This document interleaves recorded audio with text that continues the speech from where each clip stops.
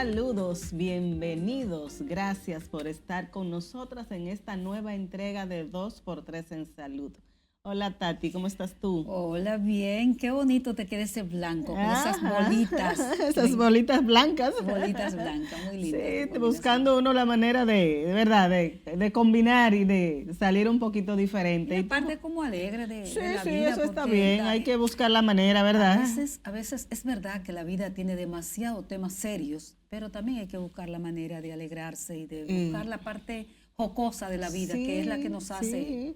Hay que buscar esos desahogos, que eso es realmente, bueno, es hasta sano, dicen los especialistas, los psicólogos, que hay que tratar de distraer. Tú no puedes vivir todo el tiempo pensando solamente en las cosas difíciles que hay que atravesar, que a diario, los retos que a diario nos enfrentan, nos ponen la vida a enfrentarnos. Doris, qué momento más difícil no podría estar atravesando el mundo. La verdad que el muy mundo difícil, con esa situación muy difícil. de Medio Oriente, lo que está pasando, estas eso, guerras. O sea, a mí me da la impresión como que el mundo se ha convertido muy unipolar. Un gobierno o un estado o un imperio es el gran policía del mundo y decide cómo deben ser los gobiernos de los países, cómo debe ser. Sí.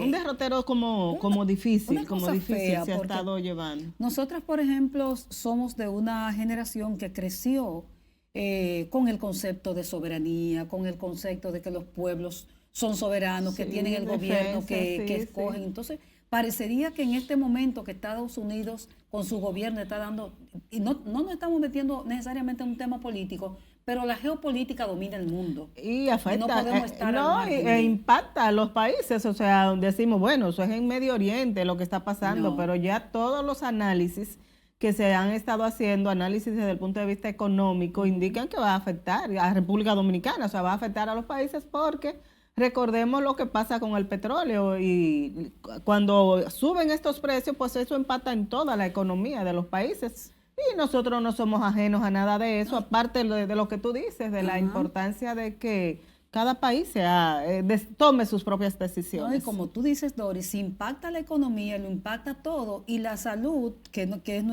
siempre es nuestro gran tema, no está al margen de todo eso. Porque está muy vinculada. ¿Con qué funciona todo? Funciona con dinero. El COVID lo demostró, que salud y economía están de la mano. O sea, todo, si se afectó la salud, se afectó todo el sistema y todo el esquema. Así es. También, Tati, esta semana quiero comentarte que se conmemoró el Día Mundial de lucha contra la obesidad.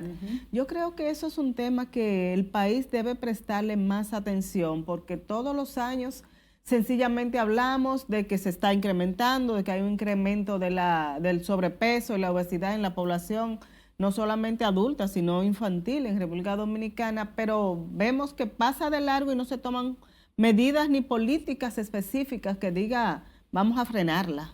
Esta semana, a propósito de ese tema, me encontré con una persona, una gerente de un banco vinculada a mí, y la veo más delgada, y le digo, ¿qué está? Y me dice, la diabetes, justamente lo que tú estás hablando, la diabetes y la hipertensión, que obligado me tuve que poner a bajar de peso con un régimen. Digo, ¿y régimen? Dice ella, el control de la boca, cero azúcar, cero no sé qué. Entonces, digo esto por el gran tema que Doris toca. Señores, eso es de alta preocupación. Sabemos lo que implica el sobrepeso, la obesidad. Entonces, uno aboga siempre, más que las personas de manera particular comiencen a restringirse la boca, hay que trabajar en políticas públicas para educar. Porque ¿qué tú haces educándote a ti mismo si no hay políticas públicas que favorezcan eso? Eso es educar y dar facilidades, porque no solamente es decirle a la gente tú no puedes comer esto, o come esto o aquello, tú tienes que darle las facilidades a las personas para que tengan acceso a esa alimentación sana. Pero aparte de eso, ya tenemos el problema, ya hay muchos casos de sobrepeso, ya hay muchos casos de obesidad, entonces como país hay que responder. Por ejemplo, en Estados Unidos ya la cirugía bariátrica se cubre, tiene cobertura de los seguros, porque se ha demostrado que a la larga el costo es mucho mayor para los sistemas de salud. Como te dijo ella, bueno, con el sobrepeso y la obesidad, pues viene eso, viene la diabetes, viene la hipertensión y vienen otras enfermedades cardiovasculares que conllevan a muchos gastos, no solamente para la familia, sino para el sistema de salud. Así es. Y otro tema que queremos tratar, que no lo estamos dejando de último porque no sea importante, es que hoy es 8 de marzo.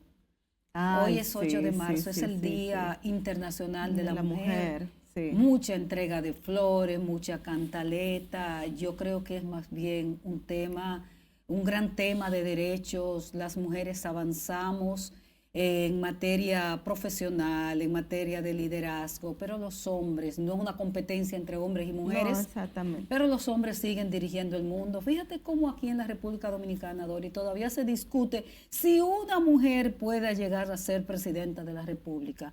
Cuando estamos hablando de seres humanos... Bueno, yo no creo que sea tema que se deba discutirse. Yo pienso, si una mujer puede llegar, o sea, yo pienso que tiene todas las cualidades y que si se juega un liderazgo, la mujer puede llegar igual que el hombre a ser presidenta. O sea, lo que te quiero decir que no creo que el tema del momento sea discutir si puede una mujer. No, yo no creo que eso sea tema de discutirse. Claro que tiene todo el derecho.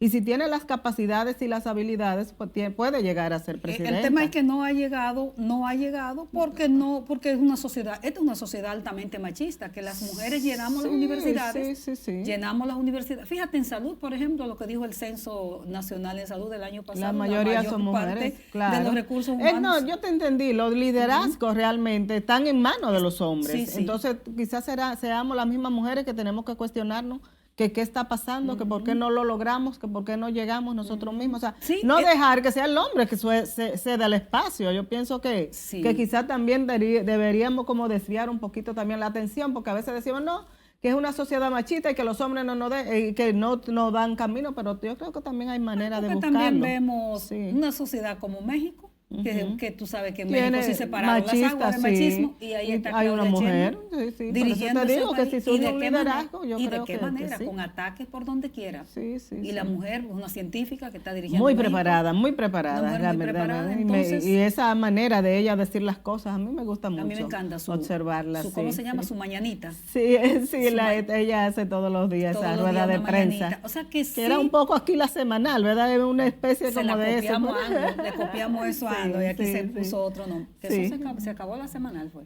Supuestamente, tienen ya un buen tiempo que no la hace, supuestamente se está revisando la plataforma, actualizando, pero yo creo que ya eso se va a quedar así. Que no le coge el día al gobierno. Bueno, así que importante que el Día Internacional de la mujer, no que se empodere, porque empoderada está la mujer, si llenamos las universidades, si somos muchas veces jefas de hogar. La mayoría de las veces. Sin la mujer se cae una familia, porque es el alma de todo, es igual que el papel de la madre. Sí, así mismo. Entonces aprovechar a las mujeres y que se detengan, no es el Día Internacional de la Violencia, eso es el 25 de noviembre. Pero sería un momento para cuestionar también esta ola de violencia contra la mujer misma. Eso te iba a decir, que las políticas del Estado también tienen que enfocarse y hacerse más robustas para evitar que sigan ocurriendo este tipo de actos de violencia contra la mujer y contra la familia. Nos dice nuestro director que nos vayamos a pausa. Sí, vámonos a una pausa y regresamos de inmediato, así que no se nos vayan.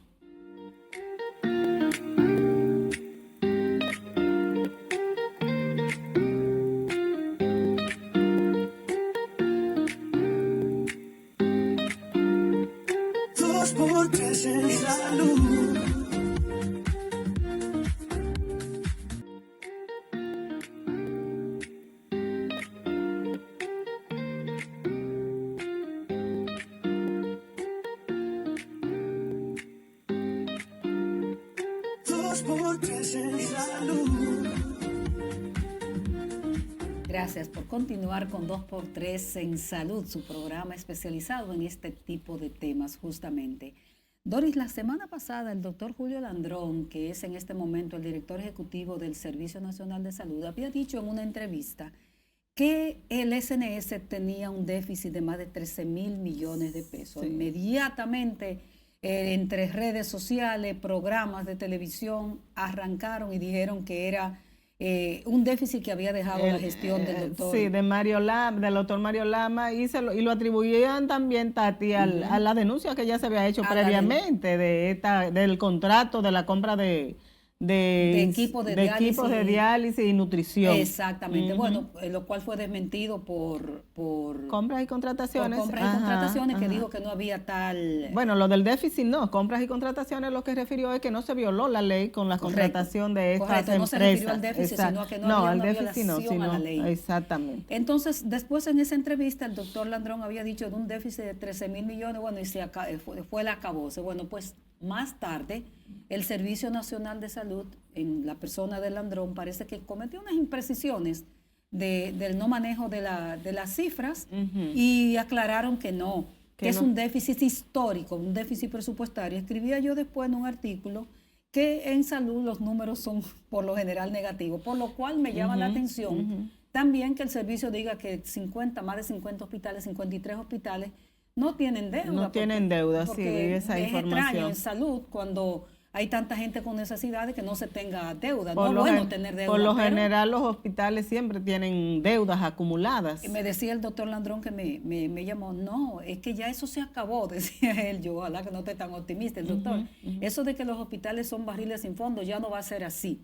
El hecho es que se aclaró que no es cierto que ese déficit presupuestario se deba a la gestión de Mario Lama. El mismo Chanel Rosa, que fue director también del SNS, dijo que no, que se trata de un déficit acumulado histórico. Histórico. Okay. Correcto. O sea que no pertenece a la última gestión, sino que se ha ido acumulando ese déficit. Pero ¿a qué se lo atribuyen ellos? No, la falta de los presupuestos deficitarios justamente que reciben las instituciones. Nosotros sabemos que tenemos, ¿cuánto es? Menos del 3% del Producto Interno Bruto destinado a la salud.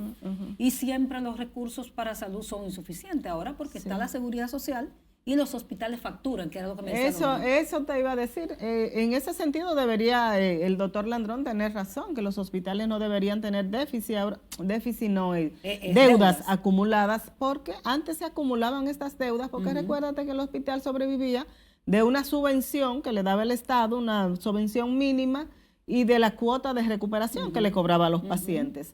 La cuota de recuperación se eliminó en la gestión de Fred Hidalgo, si no me equivoco, creo que fue cuando se eliminó, no recuerdo. Se eliminó la cuota de recuperación y los hospitales quedaron a expensas solamente de recibir esa subvención que le daba el Estado, que eran 1 o 2 millones de pesos, que no le alcanzaban. Sí. Pero con la entrada de la seguridad social, pues cada hospital factura y le factura a SENASA, y cada paciente que acude, porque si se habla de que el 98% de la población dominicana está afiliada a la seguridad social, significa que ya la mayoría, casi todos, tenemos un carnet de seguridad social. Entonces, los pacientes que son los que van a los hospitales, que son del régimen subsidiado, pues ese hospital no pierde, o sea, no invierte en ese paciente porque se lo paga el SENASA, entonces el hospital no tiene por qué acumular deudas. Yo, Doris, participé de esa entrevista que fue en el Grupo Corripio y vi a Landrón con un optimismo diciendo que ya esos problemas no están en los hospitales. Yo le decía, doctor, ¿cómo va a ser? O sea, que ya la gente no pasa trabajo, y él decía que no. No, pero claro que pasa, pasa muchísimo. Se pasa en el sector privado cuando tú vas a buscar un servicio de salud, imagínate tú lo que no se pasa en un hospital, que sabemos nosotros que son centros masivos, que la gente va y la mayoría del personal que trabaja cree que están pidiendo un favor, que el paciente está pidiendo un favor. O sea que sí se pasa trabajo, eso es indiscutible. Nada más hay que ir a requerir un servicio para usted saber lo que es vivir una situación de salud. Un tema de una falta de cultura de servicio que aquí es grande en la República Dominicana, a pesar de que nosotros estemos tan desarrollados en turismo y en todo lo que tú quieras, aquí hay un problema de servicio grave que usted, y nosotros le hemos tocado el tema en otros programas, que usted va hasta el sector privado a requerir un servicio y el otro cree que le está haciendo un favor. Pues la salud, eso es mucho más grave todavía.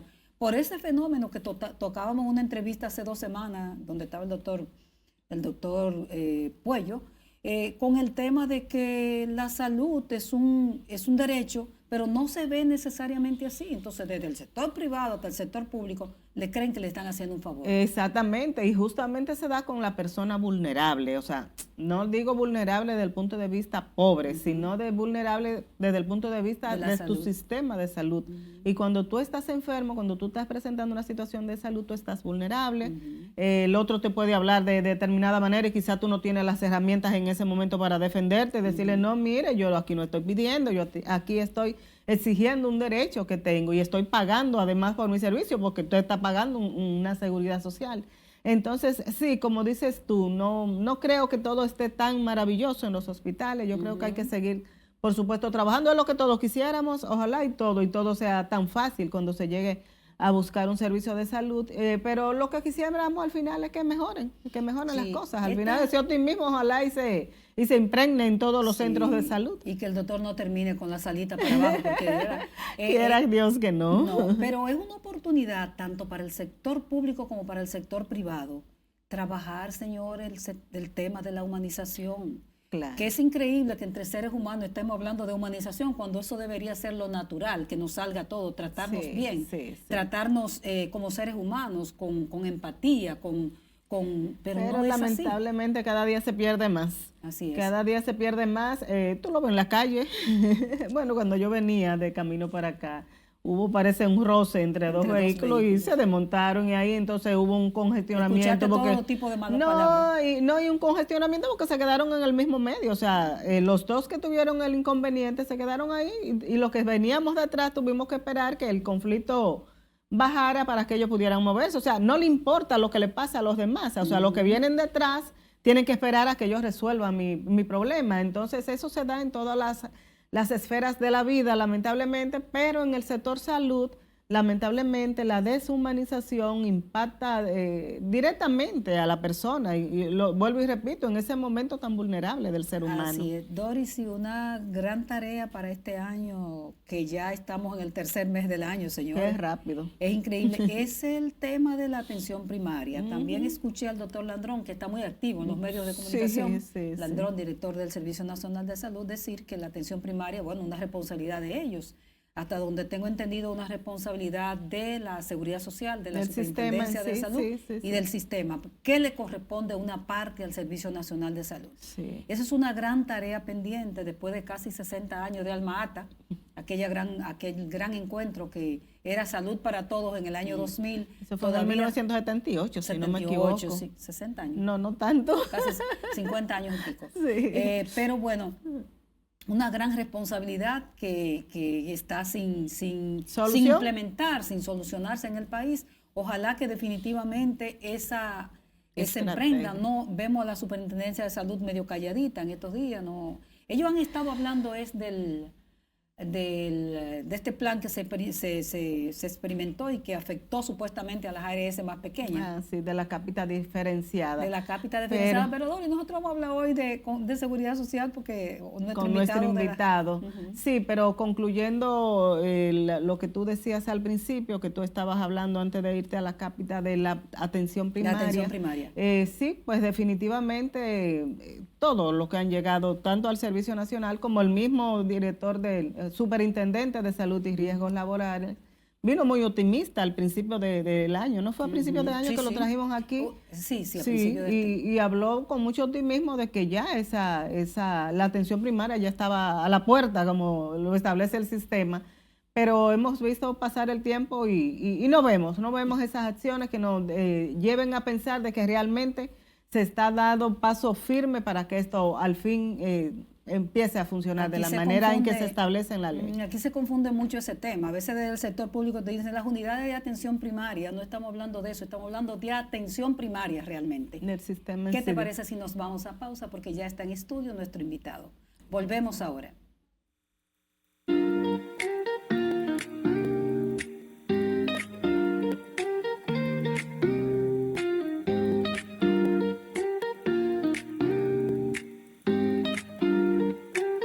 Por tres en salud.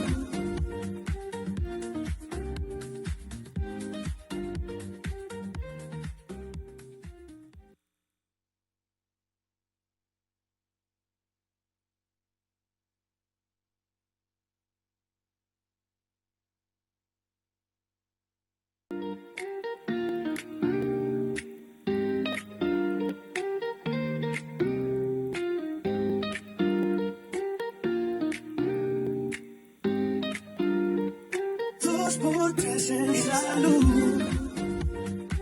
Gracias por seguir con nosotros aquí en 2x3 en Salud. Tenemos el honor de contar con el doctor Edward Guzmán. Edward es el director ejecutivo del Seguro Nacional de Salud, SENASA, y con él vamos a hablar sobre todo esto que sabemos que ha pasado en esta institución que tanto queremos, a la ARS del Estado.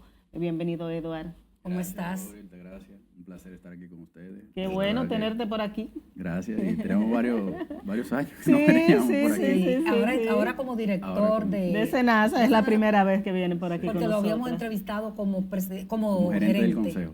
Así Ah, es. sí, Pero gerente ¿cómo te general. sientes en esta responsabilidad tan grande que ha puesto el Estado Dominicano en tus manos? Y en el momento que llega. En este ¿verdad? momento. Sí. De verdad que es un reto bastante grande. Confiado de que junto a todo el equipo que hemos conformado vamos a salir adelante. Me siento bien. Creo que una muy bonita oportunidad. Y de verdad creo que la institución que SENASA va a marchar de la mejor manera. Qué bueno, Edward. ¿En qué punto está SENASA en este momento? Te lo pregunto desde el punto de vista de haber ya suplido un poco, subsanado un poco lo que se denunció. ¿Y en qué punto está de que la población pueda decir, bueno, estamos recibiendo o no hay problema de que vamos a seguir recibiendo nuestros servicios? El punto ahora es garantizar y recuperar la confianza de la población y de los prestadores de servicios de salud, que es muy importante. Ok. De que la cobertura no se han detenido, no se van a detener, no se detendrán. Ese derecho que la población tiene, derecho constitucional, el derecho a la salud, el derecho a la seguridad social y el deber de SENASA de garantizar una cobertura está intacto y se va a mantener. Y la tranquilidad de la gente de que tiene su carnet y que le van a responder. La tranquilidad de la gente que tiene su carnet. Nosotros sí hacemos y admitimos que del domingo pasado ya volvemos a recuperar la agilidad de los procesos de la farmacia, qué bueno, de los sí, porque Nos me iba a estaba medicamentos. preguntar diciendo eso, uno de los sí. jóvenes de aquí del canal que, Sí, que había ido y que estaba mal. Realmente un afiliado de SENASA, nosotros los afiliados de SENASA durábamos 1 hora y media, 2 horas para la dispensación de un medicamento Ya se subsanó eso. y ya se subsanó. Ay, qué ¿Qué bueno. pasó? ¿Qué hicieron? SENASA tenía en el sistema existen las intermediarias de plataforma de medicamentos. De las 17 ARS, solamente 2 ARS tenían una plataforma propia y todas las otras ARS utilizamos una plataforma intermediaria. Una de esas plataformas, que es la que SENASA está utilizando, tenía una modalidad de contrato diferente que estaba en vigencia en ejecución, donde SENASA subrogó toda la administración del riesgo de la farmacia, de la cobertura de medicamentos Correcto. ambulatorios. Subcontrataba. Subcontrataba. Tenía un contrato capitado mensual con esa plataforma y la plataforma era la que se encargaba de pagar y contratar a las farmacias. Perfecto. Ese contrato, por disposición de la Dirección de Compra y Contrataciones, teníamos que suspenderlo Terminarlo, sí. y nosotros lo procedimos a suspender. La plataforma sigue operando, pero ya bajo otras condiciones. Y con otras ¿Contrataron otra no, empresa? continúa, ya SENASA el 1 de abril va a tener su propia plataforma. Vamos a ser la tercera ARS con propia plataforma. En 8 meses pudimos diseñar y ya poner en implementación nuestra plataforma. En este mes de marzo, vamos a estar en el proceso de la prueba piloto con algunas farmacias. Ya oficialmente el 1 de abril SENASA tiene el absoluto control de todo el proceso de medicamentos y en este mes continúa la plataforma que estaba, pero bajo otra modalidad. O sea, pusieron De orden en contrato. la casa, porque como se te ve. Entonces, Correcto. a partir del 1 de abril ya SENASA va a contrata directamente el servicio con las farmacias. Va a contratar directamente, va a autorizar directamente. SENASA va a tener el control de la información, va a tener el control de qué se está autorizando y va a ser el que le pague a las O farmacias. sea, hay un gran centro de autorización de SENASA De para SENASA. eso de un Así call center. como tenemos el call center y todo el equipo de autorizaciones médicas de procedimiento, así lo vamos a tener para medicamentos. ¿Cómo reducirán los tiempos? O sea, ese impacto que va a tener la gente que ahora esperaba, como dices tú, 1 y 2 horas que le aprobaran. Ahora, a partir de este proceso ya, ¿cómo se reducen esos tiempos de espera? El proceso normal que tiene el sistema, una persona afiliada al sistema dura entre 10 y 15 minutos. 10 y 15 minutos, En exactamente. el proceso de autorización de un medicamento ambulatorio en una farmacia, obviamente manteniendo todos los estándares de fiscalización y de calidad. SENASA en un momento llegó a pagar hasta receta en blanco. En años anteriores, esas situaciones no se pueden volver a dar. También se había identificado consumo de de afiliados que no habían utilizado el servicio de, Sí, sí, de sí. medicamento ambulatorio. Entonces, manteniendo todos esos controles, garantizando el control, pero agilizando todo el proceso y la dispensación de medicamentos. Edward, echando un poquito para atrás, como dice el merengue, ese tema que dio al traste con ese gran fraude que está en la justicia dominicana de Senasa, ¿cómo afectó la reputación de la institución? Fueron muchos afiliados, por eso te lo hemos preguntado en privado en otro, pero ahora estamos con nuestros amigos televidentes, es bueno saberlo. La gente decía, se va a ir muchísima gente de Senasa del régimen contributivo. ¿Qué fue lo que ocurrió con esa? Realmente había un riesgo importante de salida masiva de afiliados, pero la realidad es que nosotros tenemos 50.000 afiliados el día de hoy, 50.000 afiliados más que en agosto del año 2025. Hemos tenido salida voluntaria de personas que han querido salir de Senasa, pero también hemos tenido personas que voluntariamente también han querido se han afiliado. ir a Senasa, y por la naturaleza del sistema, Senasa es la ARS que mayor cantidad de afiliados tiene. Tenemos 1.8 millones de afiliados. Hay 1.8 millones de afiliados en régimen contributivo. Hay una naturaleza del sistema de una afiliación automática que también ayuda en este caso, como somos los que tenemos más, nos caen también afiliados, y de verdad eso nos ha ayudado. No hemos tenido ese temor de desafiliación masiva. No se dio. No se dio.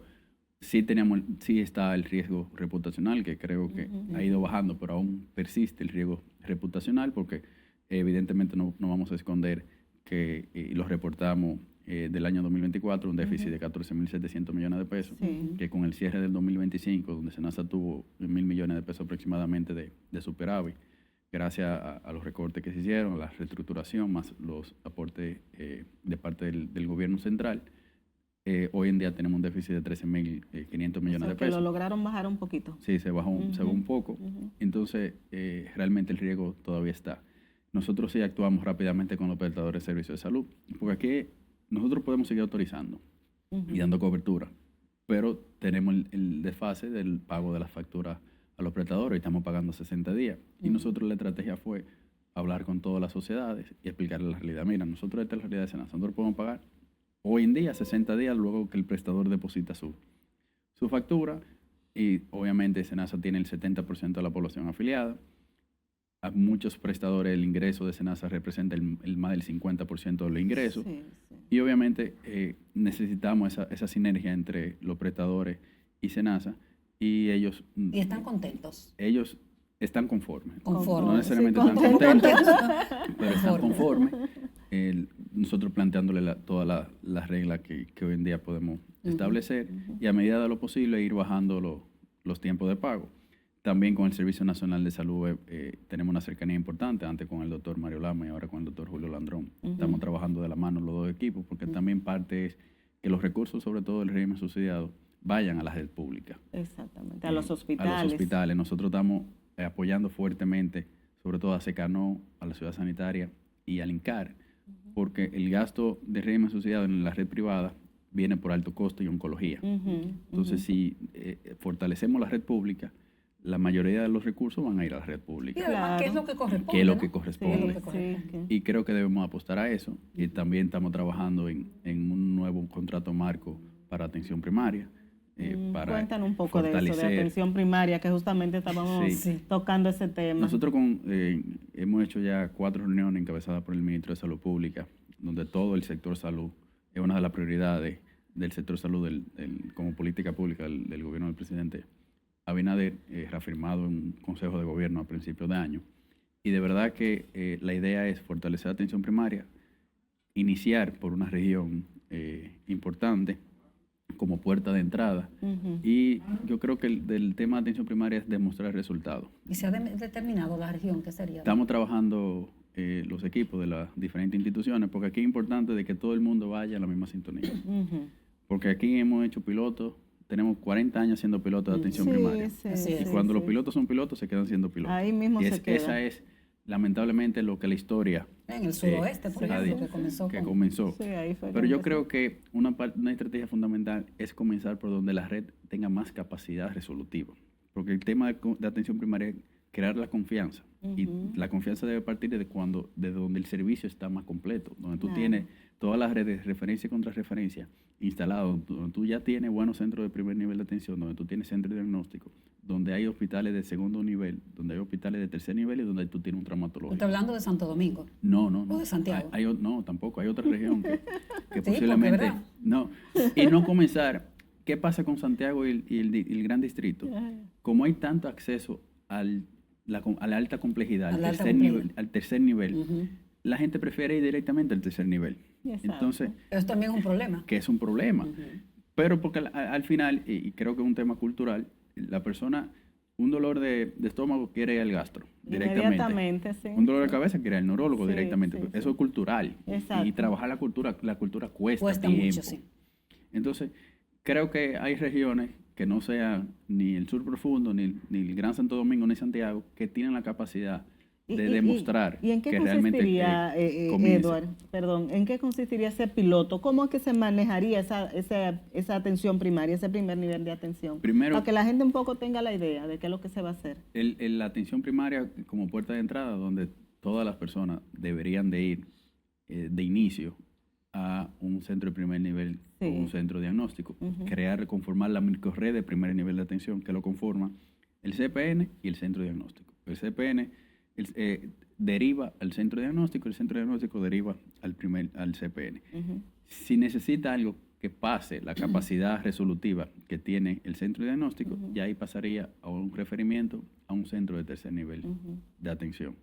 Y luego que sale del tercer nivel de atención, vuelve A su a su CPN. CPN. ¿Y qué implicaría Pero eso? ¿Cómo sería? Eso tiene que venir acompañado de financiamiento, porque si algo carece hoy el sistema, el primer nivel de atención, es que le llegue financiamiento de forma adecuada, con una estrategia de la conformación de indicadores de resultado y de calidad, pero atado a financiamiento. Vamos, Eduardo, a pedirte tu anuencia. Nos vamos a unos mensajes comerciales y regresamos justamente cómo se va a hacer eso.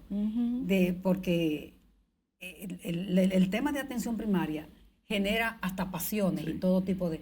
Vamos a ver cómo se va a hacer eso después que regresemos. Volvemos ahora con el doctor Edward Guzmán.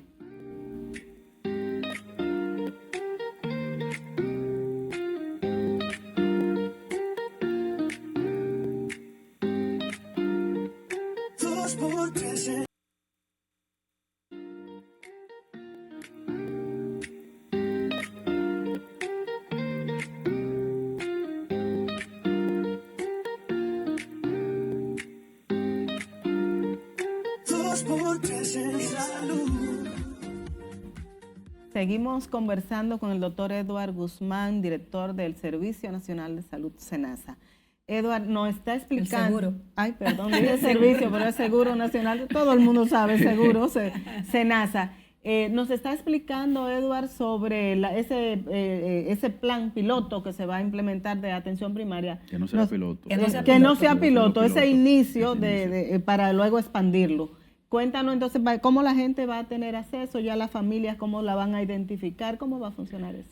La idea es empujar que sea a través de la persona asegurada del régimen subsidiado, con una población ya determinada, focalizada.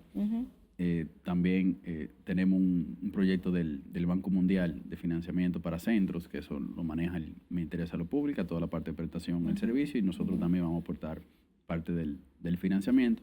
Entonces, luego de la identificación... ¿Cuántas familias tendría ese CPN? No, un CPN puede tener alrededor de 5.000, 6.000 familias. Con el centro diagnóstico también identificado. Perfecto. Entonces, el flujo sería: la persona ingresa al programa, que tener conocimiento de que la población sepa de que hay un cambio cultural, empujar y ayudar a la población a entender. De comunicación fuerte, de que la persona entre por su CPN. Obviamente, tenemos que garantizar que todo el personal de salud y todo el equipamiento, el insumo necesario lo tenga. Esté ahí, la red, porque de una nada capacidad resolutiva, definitivamente. Porque la confianza, de que la persona pueda confiar de que cuando va al CPN, el centro diagnóstico, de verdad se le va a resolver. Eso es lo que va a evitar la fuga de que la persona vaya directamente al tercer nivel. Sí, por supuesto. Entonces, con la evaluación de los indicadores de calidad y de resultados, se le da seguimiento a la población asignada y los resultados deben de... ¿Y cómo me beneficia a mí? ¿Me beneficiaría a mí, por ejemplo, afiliada al régimen subsidiado, de manera particular ir a un CPN, por ejemplo? Lo primero es la cercanía de tu casa. porque la idea es de que el centro de salud esté cerca, esté en la comunidad, esté cerca de la casa. El seguimiento de la prevención de la enfermedad, porque no necesariamente debemos ir a un centro de salud cuando estemos enfermos. Exactamente.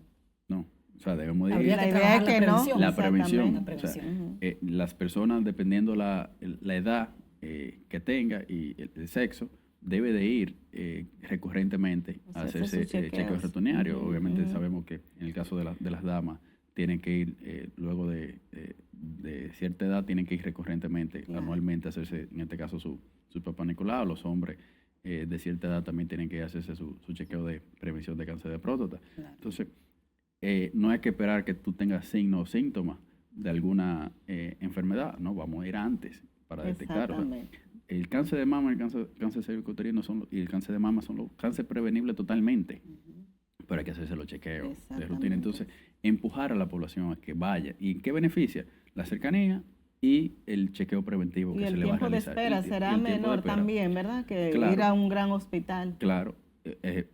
Hoy sabemos que una persona va a un hospital y hace cita y tiene que llegar a las 5 de la mañana a un hospital. Sí, sigue eso, todavía eso es así. Entonces, eso debe de ayudar a la persona y le va a quitar muchísimas cargas. Tendrá su médico, su enfermera, tendrá su personal ahí. Identificado. Exactamente. ¿Va a implicar entonces una campaña? Dicen que las campañas masivas no funcionan, que siempre deben ser focalizadas, pero de educación, porque cuando el doctor Guzmán hablaba de cultural, yo pienso en los dominicanos que vienen de Estados Unidos, de España, a chequearse aquí porque van directo a su médico. Y porque ya tienen tiempo de Porque espera ya largo. sí, O sea, y el dominicano busca la manera de fugarse. Que eso, parte de lo bueno que tiene el sistema dominicano de seguridad social, que aquí no hay tiempo de espera. No. Aquí los tiempos de espera, a veces nos sorprendemos cuando nos dicen en 3 días se lo va a autorizar un procedimiento, pero 3 días prácticamente, en los sistemas de seguridad social, eso es nada. En España y en Estados Unidos duran 3 meses, 3 meses. para una cita, Esperando para una resonancia, para una tomografía.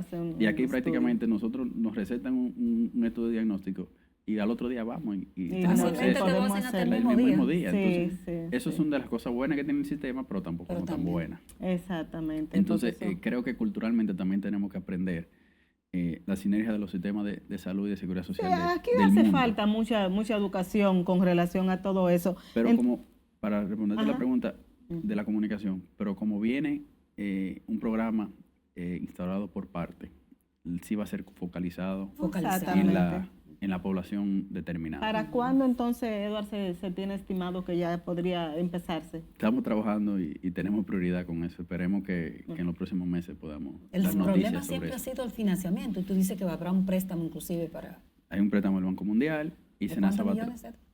lo maneja el Ministerio de Salud Pública.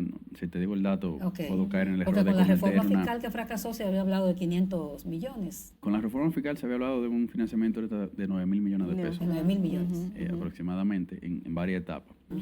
Y en este caso, el rol de SENASA es también transferir más recursos.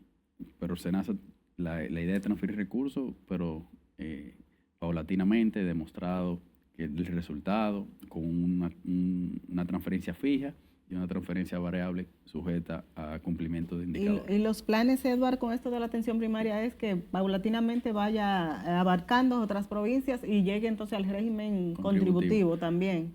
La idea es que el subsidiado vaya abarcando a otra provincia, que se evidencie que funciona y que empuje a que el régimen contributivo pueda iniciar la atención primaria, que todos sabemos las trabas, las negativas de por qué no iniciar en el régimen contributivo, Sí. que lo que ha faltado es Ahí hubo consenso campañas masivas para que no entrara. para que no entrara. Sí. En el 2018 se hizo un esfuerzo extraordinario Lo recuerdo. para que iniciara la atención primaria. Eso fue con el doctor Pedro Luis Castellanos. En ese momento, me acuerdo que la Seguridad Social, los recursos que iba a destinar para atención primaria lo terminó ampliando la cobertura de catastrófico y de medicamentos de alto costo, que se perdió una oportunidad importante en ese momento, y es por la falta de consenso. Y creo que todos los que estamos en el sector salud sabemos que lo que ha faltado falta de consenso. Porque no se puede imponer, porque por ejemplo recordamos en el 2018 una de las cosas que se le decía a los pacientes, a los afiliados era: Si usted tiene su médico ginecólogo, usted lo va a perder. Y lo van a hacer. Entonces,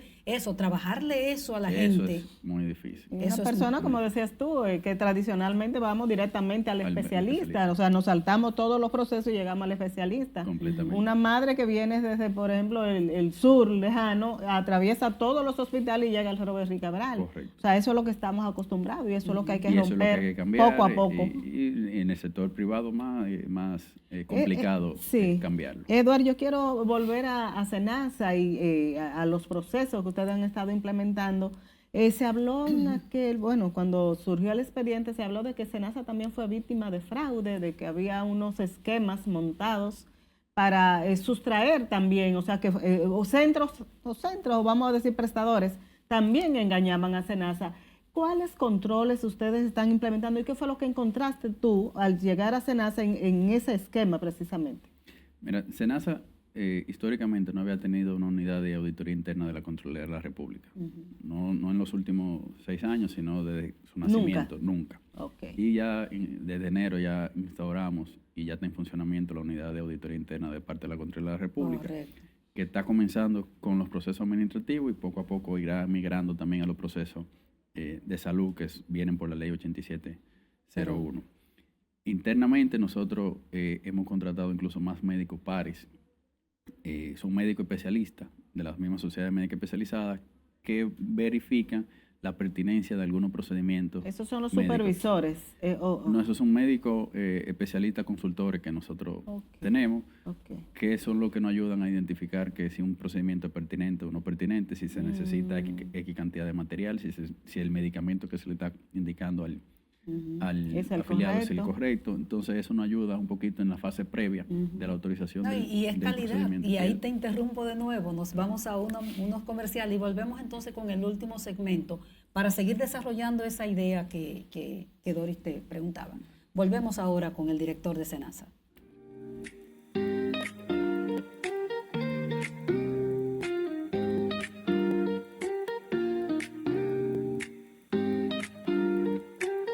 Por tres en salud.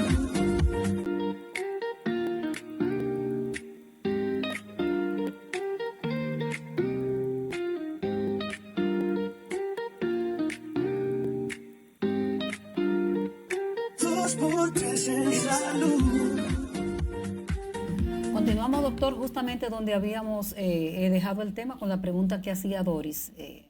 Entonces, con esos médicos pares, también ayudamos a la fase previa de la autorización, luego se produce la autorización y luego todo el cuerpo de auditoría, que hemos ingresado más de 50 nuevos auditores médicos, que son los que hacen la auditoría de concurrencia, son los que verifican. Esos son los que van a los centros de salud. Los que van a los centros de salud. Correcto. Verifican, hemos reforzado eso. Y también la fase final, que es la fase de trámite de cuenta, que cuando llega la factura y se verifica que el monto que se autorizó, el que el médico está solicitando el pago. Entonces, esos 3 procesos de todo el macro proceso de la autorización, nosotros lo hemos robustecido. ¿A partir de ahí se puede glosar un expediente, por ejemplo? Sí, se puede glosar el expediente en la auditoría de concurrencia y también se puede glosar en el trámite de cuenta. Correcto. Eduardo, ¿y qué cantidad de dinero se iba precisamente en esos procesos de fraude, vamos a decir así, contra SENASA? Más o menos, ¿de qué cantidad de suma de dinero envolvía eso? No podemos estimar. No se sabe. Hay un proceso de investigación que tiene su propia carretera, que se la maneja el Ministerio Público y hay que terminar. Y que cada día se da como un pedacito de... Sí. Ellos tienen su esquema y su forma de hacerlo. Y nosotros no estamos enfocados en el día a día. Pero ustedes creen que eso no vuelva a pasar. Mira. Exactamente, que con estas acciones ustedes creen que se cortó eso o quizá hoy domingo nosotros aquí hablando le están haciendo un fraude a SENASA. Sí, los fraudes a los sistemas de seguridad social son más las comunes ARS privadas también se han estado siempre quejando de eso, de fraudes. Se estiman que un 2 o 3%.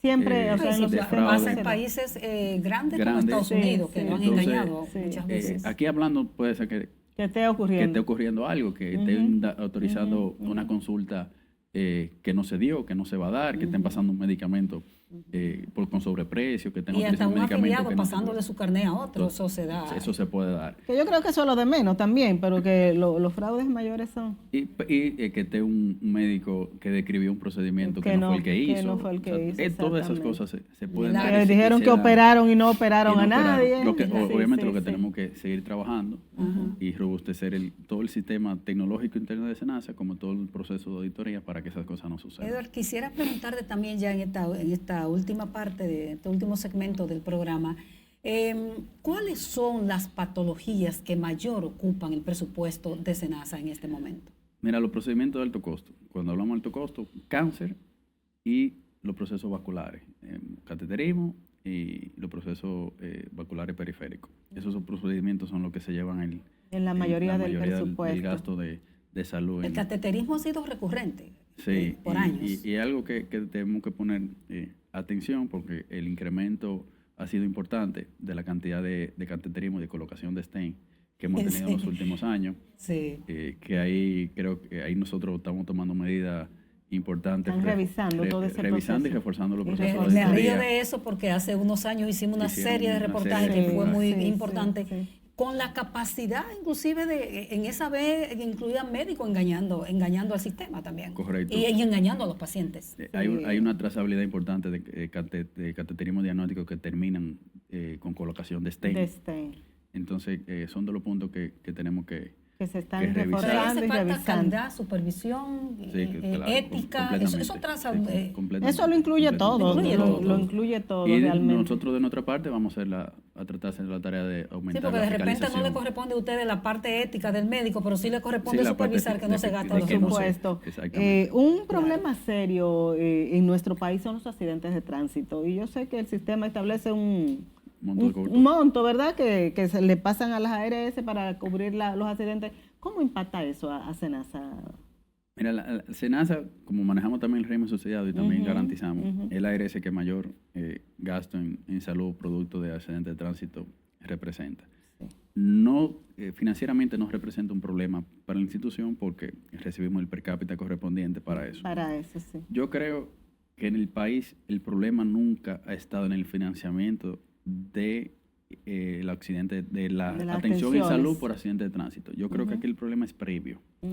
La campaña para prevenir los La accidentes de prevención. tránsito es lo que tenemos que trabajar fuerte. O sea, una persona tiene un accidente de tránsito, el sistema le resuelve. El sistema Sí, le sí, garantiza un sí, financiamiento y hay una, Y toda si una es de red trabajo, pues a través de la del ARL IDOPRIL. también se Y hay toda una red de prestadores, incluso se ha estado ampliando las unidades traumatológicas a nivel nacional y más sumado a todas las clínicas privadas que dan el servicio y garantizan el servicio. Yo lo que creo que tenemos que tratar de prevenir que eso suceda. Exactamente, trabajar en la prevención. Hoy camino para acá, nosotros vemos que se van 50 motoristas Ok, en rojo. la impresión que me da a mí, Edward, es que la ley no está hecha para los motoristas. Porque uno va manejando y se da cuenta que los motoristas pasan y eso no importa a ellos, que el semáforo esté También en rojo. vemos, evidentemente, sabemos que el motor es el principal medio de transporte, transporte. en nuestro país. Sí. Y se ha duplicado la cantidad de motores del año 2019 Sí, sí, demasiado, mucho, a la mucho, fecha, mucho. pero yo creo que eso debe venir con una conciencia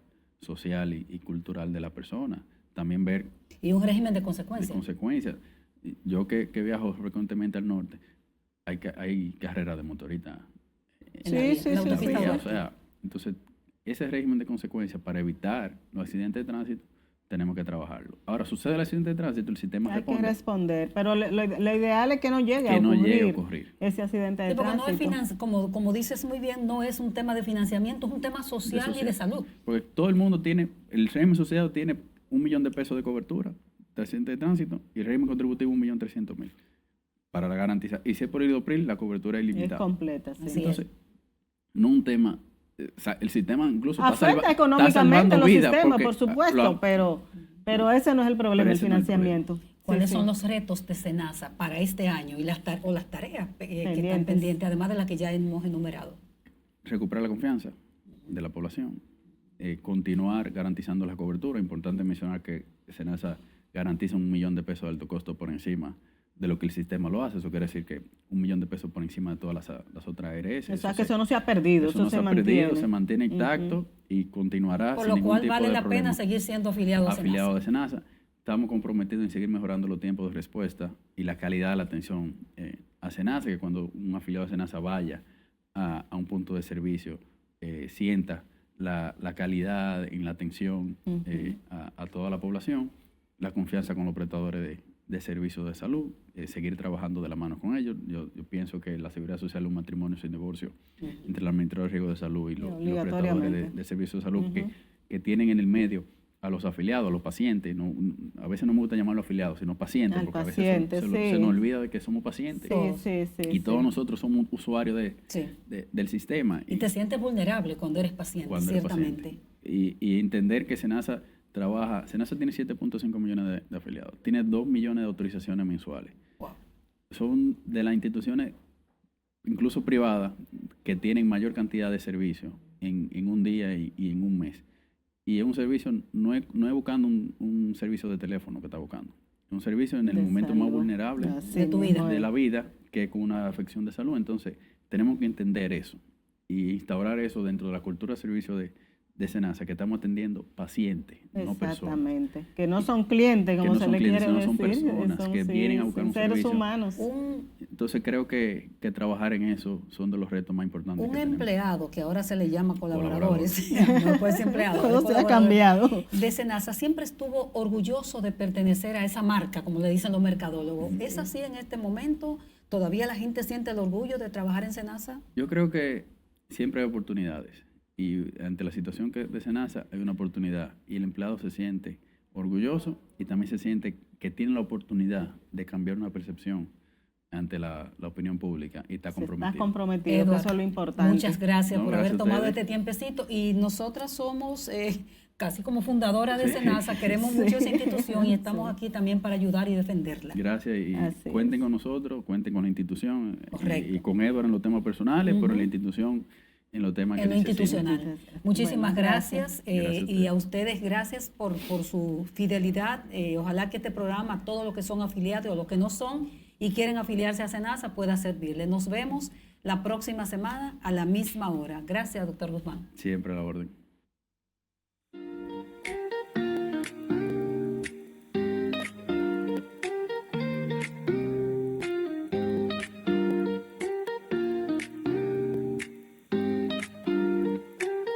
Por tres en salud.